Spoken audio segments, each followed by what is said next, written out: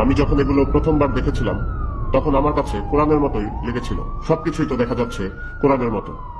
এবং এটি আমি দেখিয়েছিলাম একজন অ্যারাবিক স্কলারকে, যিনি একজন লেকচারার। আমি তার নামটি ভুলে গিয়েছি, কিন্তু যখন আমি এগুলো তাকে দেখিয়েছিলাম তখন তিনি তাকাচ্ছিলেন এবং ভাবছিলেন। তিনিও ধরে নিয়েছেন এটি কোরআন, কিন্তু তার কাছে সন্দেহ হয়েছে যে কোরআনে এই শব্দটি আছে কিনা। কিন্তু তিনি স্মরণ করতে পারছেন না যে কোরআনে আব্বানা শব্দটি কোথায় রয়েছে। তাই তিনি এই শব্দটি কোরআন থেকে বের করার চেষ্টা করছেন। আব্বা না, আব্বা না, এরকম কিছু কি রয়েছে কোরআনে? তিনি হাফেজ নন, কিন্তু তিনি বলছেন যে এরকম কিছু মনে হচ্ছে না আছে।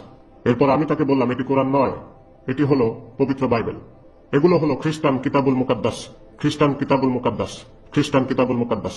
এগুলো মুসলিমদেরকে বিনামূল্যে দেওয়া হচ্ছে।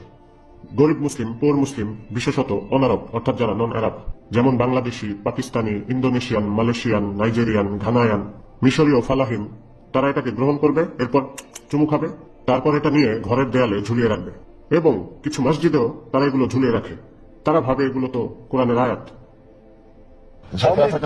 না, সাউথ আফ্রিকাতে এখনো নেই, তবে বিশ্বের সরল সোজা অন্যান্য দেশগুলোতে রয়েছে, যেমন মালাউই, তানজানিয়া, ইন্ডিয়া, পাকিস্তান সহ বিশ্বের মিলিয়ন মুসলিম বিশ্বাস করবে এটি হলো কোরআন। এরপর চুমু দিয়ে দেয়ালে ঝুলিয়ে রাখবে। এটি তাদের একটি